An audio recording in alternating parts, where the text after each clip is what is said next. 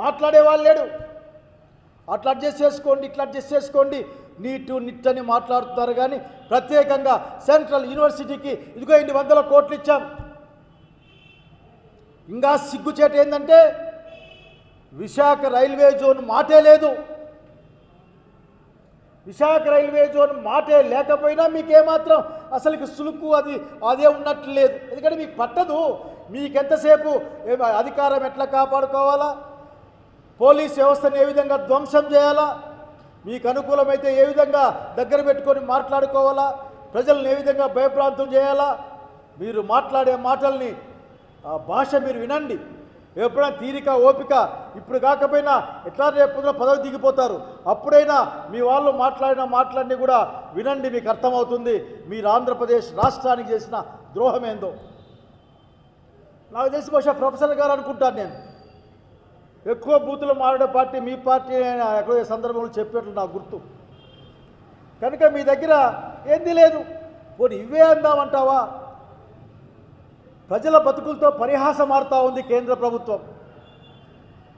ఎక్కువ నేను మాట్లాడడంలే అయ్యా. 53,47,315 కోట్ల ప్రాజెక్ట్ ఇది.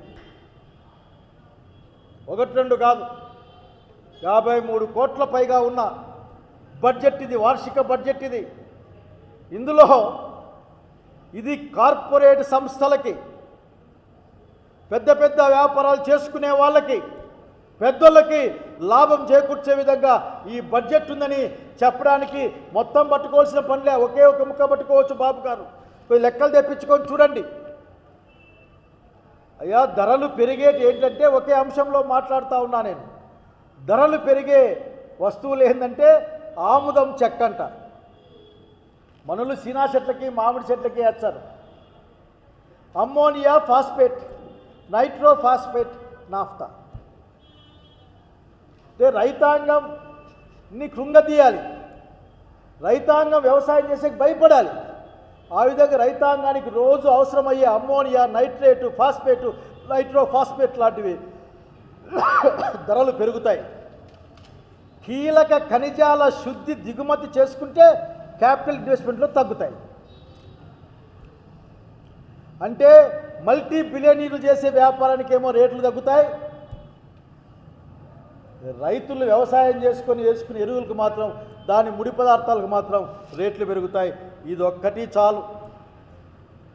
దానికి తోడుగా మీకు మాట చెప్పాలనుకుంటా ఉన్నా. ఈ రోజున మీరు అత్యంత స్పష్టంగా మీకు ఒక మాట చెప్పాలి. అయ్యా మీరు వ్యవసాయ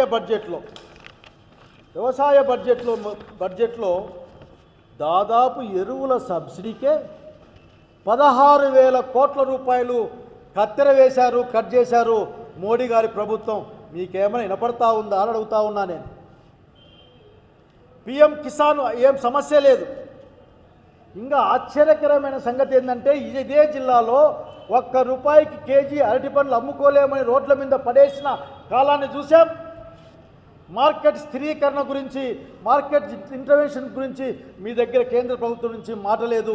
మీ దగ్గర నుంచి అరుపు లేదు, కేక లేదు, చివరికి ఏడుపు కూడా లేదు. పైగా మినిమం సపోర్టివ్ ప్రైస్ గురించి మాటే లేదు. ఫసల్ బీమా మామూలుగా రైతులు ఎడ్యుకేట్ అయ్యే కొద్దీ, పంటలు పెరిగే కొద్దీ బీమాకు డబ్బులు పెరగాలి. కానీ 14,473 నుంచి 12,200కి దించిన పరిస్థితి మీ దగ్గర ఉంది. నేను పరిశోధనలకు బాగానే పెట్టారులే అనుకున్నాను. కానీ పరిశీలిస్తే అది కోకోట, జీడిపప్పట, ఇటువంటి హై వాల్యూ వాటి పరిశోధనలకు డబ్బులు కేటాయిస్తారట. బహుశా రేపొద్దున ఈ హై వాల్యూ మార్కెట్ అంతా ఈ దేశంలో అదానీలకు, అంబానీలకు అప్పగించే కుట్ర ఉందన్న విషయం జనం అర్థం చేసుకుంటా ఉన్నారు. వాళ్ళ కోసమే తప్ప మీరు ఇంకొకటి లేదు. దాంట్లో అట ఎగుమతులకి 350 కోట్లు పెట్టారట. అట్లాగే నమో డ్రోన్లకి 676 కోట్లు పెట్టారట. అట్లాగే ప్రైవేటీకరణ ప్రోత్సహించే వాటికి కూడా రకరకాల డబ్బులు ఖర్చు పెట్టే ప్రయత్నం. ఇందులో మామూలు రైతుకి ఏం దిక్కు నాకేం కనపడ్డంలే. అన్నిటికంటే దుర్మార్గం ఈ 53 లక్షల కోట్ల పైన ఉన్న ఈ బడ్జెట్లో 56,000 కోట్లు అనుకుంటాను, బహుశా 58,000 కోట్ల రూపాయలకి ఎన్ఆర్జీఎస్ ప్రోగ్రామ్ అనే జీరాంజీ ప్రోగ్రాంకి కోత విధించారే. అసలు చంద్రబాబు నాయుడు గారు మీ నాయకత్వంలో అనంతపురం జిల్లా లాంటి జిల్లాలో రైతులు వలసపోతూ ఉంటే, గ్రామాల్లో ముసలి ముతక తప్ప ఎవరూ లేకుండా ఉంటే, తల్లికి పిల్లకు తల్లి కాను రోజుల్లో ఆ రోజు రాజశేఖర రెడ్డి గారి యొక్క నాయకత్వంలో అనంతపురం జిల్లా యొక్క నాయకుల యొక్క మద్దతు ఆ రోజు వెంకటరామరెడ్డి గారు లాంటి అందరితో ఆ రోజున ఎన్ఆర్జీఎస్ ప్రోగ్రాం వచ్చింది రాష్ట్రానికి. ఎన్ఆర్జీఎస్ ప్రోగ్రాం ఓ హక్కుగా వచ్చింది. ఆ హక్కు ద్వారానే కరువు కాలంలో తల్లి పిల్ల కలిసి ఉన్నారు, కరోనా టైంలో బతికారు. మీరు ఆ మాత్రం మీరేం మాట్లాడలేరా? మాట్లాడితే నాకు పలుకుబడింది అని ఆ 2,000 కోట్ల అప్పు కోసం ఎక్కిన మెట్లు ఎక్కకుండా దిగిన మెట్లు దిక్కున్నాను తప్ప ఇంకేం కాదా మీ దగ్గర? ఆ రోజే మా ఎంపీలు చెప్పారు, బహుశా అవినాష్ అనుకుంటున్న ఎంపీలు చెప్పారు, ఇది చేయలేరు, దీన్ని ఎన్ఆర్జీఎస్ ప్రోగ్రాంను కొనసాగించండి, కూలీలకు అన్యాయం చేయబాకండి, అన్యాయం అయిపోతారు, 40% రాష్ట్రం భరించండి. చంద్రబాబు నాయుడు గారు వినాలా? అసలే అప్పుల అప్పారావుగా ఈ రాష్ట్రంలో పనిచేస్తూ ఉన్నారు మీరు. అప్పుల కుప్ప పెరిగిపోయే ఈ కాలంలో 40% స్టేట్ మ్యాచింగ్ గ్రాంట్ ఇచ్చి పనిచేయిస్తామని చెప్తే ఆ కార్యక్రమాన్ని, ఆ రైతుల కూలీ వాళ్ళ కార్యక్రమాన్ని అటక్కెక్కించడం కోసం తప్ప ఇంకోటి ఏమైనా ఉందా అని అడుగుతా ఉన్నా నేను. మాట్లాడండి మీరు.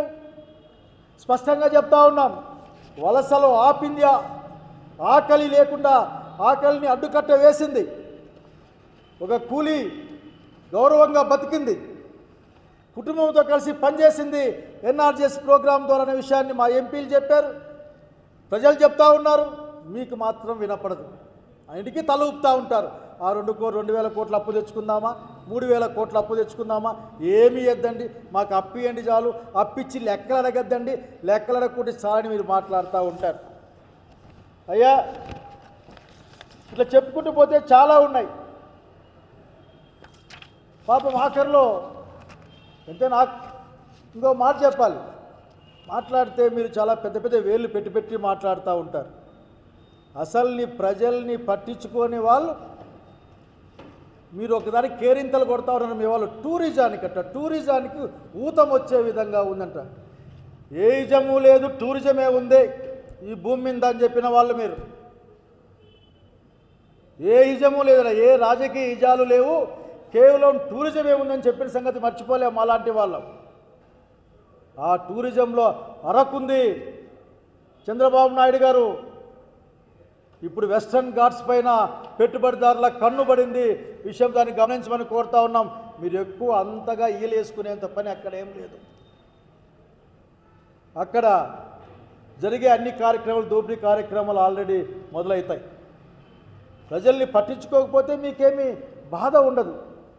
మీ 2,000 ఎన్ని కోట్ల అప్పు అయ్యేది, 2,66,000.32 కోట్ల అప్పు వస్తే చాలు మీకు పర్మిషన్. మీ అమరావతి రైలు ఏమైంది బాబు గారు? ఎట్లా అమరావతి రైతుల్ని మీరు నిరంతరం పాపం మభ్యపుచ్చుతూ ఉంటారు కదా, మమ్మల్ని కూడా. అమరావతి రైలు ఏమైంది బాబు గారు? బహుశా 24లో ప్రకటించినట్లు నాకు గుర్తు.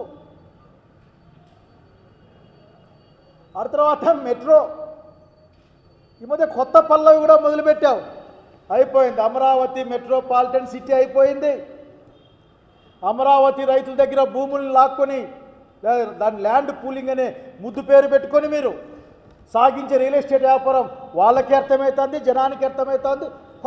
కొత్తది ఆయనట ఉట్టికెక్కలేనమ్మ స్వర్గానికి ఎగిరిగిందంట. ఆఖరి గుంటూరు, విజయవాడ, అమరావతితో బృహత్ నగరాన్ని ఈయన స్టార్ట్ చేస్తారు. రోడ్లు సరిగ్గా వేసి ఆ నీళ్లు తోడే కార్యక్రమాన్ని ఆపేస్తే మంచిది బాబు గారు. రోజు నీళ్లు తోడే కార్యక్రమం. ఎక్కడైనా నదుల నుంచి పొలాల్లోకి నీళ్లు కొట్టంగా చూసినాం, లేకపోతే మా రాయలసీమ ప్రాంతంలో బాయిల్లో నుంచి నీళ్లు కొట్టుకోగా చూసినాం పొలాల్లోకి, చెట్లకి. అంతేగాని ఊర్లో నుంచి ఏట్లేకి నీళ్లు కొట్టే ప్రాంతాన్ని పెట్టి మళ్ళీ మమ్మల్ని కొత్త డ్రామా, సరికొత్త నాటకం, సరికొత్త మభ్యపుచ్చే కార్యక్రమాన్ని మొదలుపెట్టారు. విజయవాడ గుంటూరుతో ఎట్లా కలుపుతాడు? మధ్యలో అది తాడేపల్లి మంగళగిరి ఉంది కదా, దాన్ని మర్చిపోయేట్లాడు బహుశా. ఇటువంటి వ్యర్థ ప్రలాపాలు, వ్యర్థ వాగ్దానాలు, శుష్కం మాటల్ని కట్టిపెట్టి రాష్ట్రానికి అన్యాయం జరుగుతుంది. రాష్ట్రం కోసం బయలుదేరమని మీ యొక్క అత్యంత శక్తివంతం కాదని తేలిపోయింది. 27 సార్లు వహించారు ఢిల్లీకి. అసలు నెలకోసారి కంటే ఎక్కువ పోయినట్లే ఉన్నారు సగటున. ఈ రాష్ట్రంలో విధ్వంసం ఎట్లా చేయాలా, సామాన్య మానవుని ఏ విధంగా భయపెట్టాలా, నీకెదురొచ్చే రాజకీయ ప్రత్యర్థుల ఇండ్లు ఎట్లా కాలిపోతుంటే సంతోషపడాలా, లేకపోతే పోలీసులకు ఉన్నా సరే పని చేయకుండా ఏ విధంగా ఉన్నారో ఆలోచించకుండా వాళ్ళని చూసి బహుశా మీరు ఆనందపడతా ఉన్నారేమో నాకు తెలియదు. రాయలసీమ ఎత్తిపోతల పథకాన్ని ఆపేశారని చెప్పుకుంటారు రేవంత్ రెడ్డి చెప్తే. ఇన్ని దుర్మార్గాల్ని కప్పించుకోవడం కోసం ఆంధ్రప్రదేశ్ రాష్ట్రాన్ని అతలాకుతలం చేస్తూ శాంతి భద్రతల సమస్య, ప్రాణాలకు సమస్య, ఆస్తులకు సమస్య, రాజకీయాలు మాట్లాడే సమస్య, ప్రజాస్వామ్యవాదులకు సమస్య, మొత్తం రాష్ట్రాన్ని సమస్యల సుడి వలయంలో పడేసి కేవలం మీ అధికారం కోసం, మీ స్వలాభం కోసం పనిచేయడం మానేసి ఈ రాష్ట్రం కోసం, రాష్ట్ర ప్రజల ప్రయోజనం కోసం, రాష్ట్ర లాభం కోసం పనిచేయమని డిమాండ్ చేస్తూ ఉన్నాం. ముఖ్యమంత్రి గారు కనుక విజ్ఞప్తి కూడా చేస్తూ ఉన్నాం.